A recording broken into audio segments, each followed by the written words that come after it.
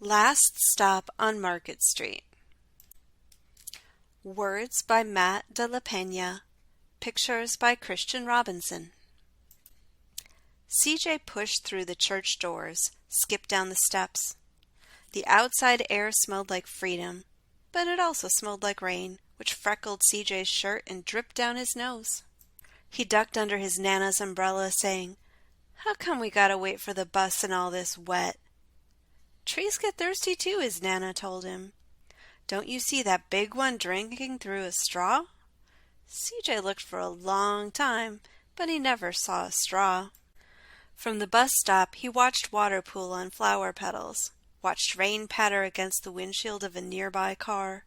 His friend Colby climbed in, gave CJ a wave, and drove off with his dad.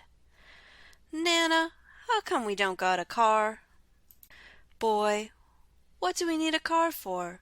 We got a bus that breathes fire, and old Mr. Dennis, who always has a trick for you." The bus creaked to a stop in front of them. It sighed and sagged, and the doors swung open. "What's that I see?" Mr. Dennis asked. He pulled a coin from behind CJ's ear, placed it in his palm. Nana laughed her deep laugh and pushed CJ along. They sat right up front. The man across the way was tuning a guitar. An old woman with curlers had butterflies in a jar. Nana gave everyone a great big smile and said, "Good afternoon." She made sure that CJ did the same. The bus lurched forward and stopped, lurched forward and stopped. Nana hummed as she knit. "How come we always gotta go here after church?" CJ asked.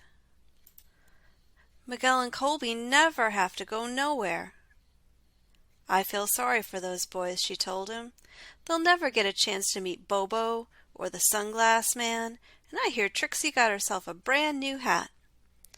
CJ stared out the window, feeling sorry for himself. He watched cars zip by on either side, watched a group of boys hop curbs on bikes. A man climbed aboard with a spotted dog. CJ gave up his seat.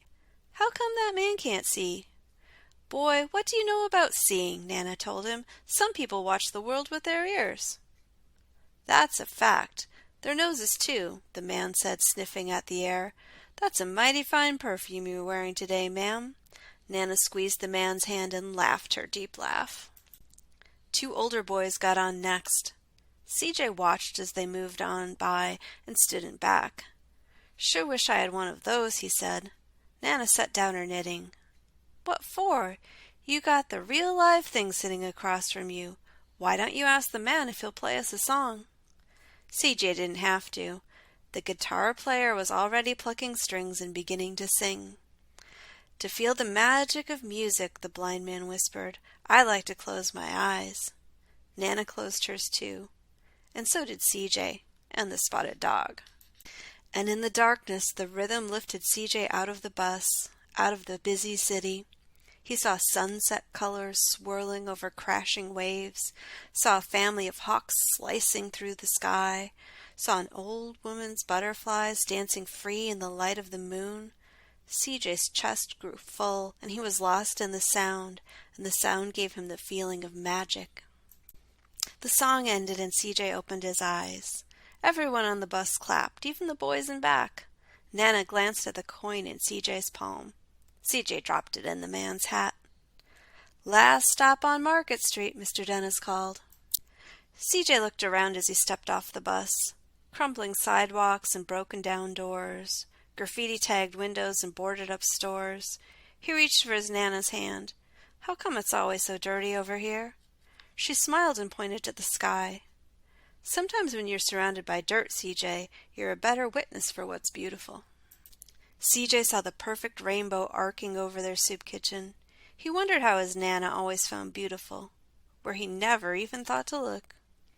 He looked all around them again, at the bus rounding the corner out of sight, and the broken street lamps still lit up bright, and the stray cat shadows moving across the wall. When he spotted their familiar faces in the window, he said, "I'm glad we came." He thought his Nana might laugh her deep laugh, but she didn't.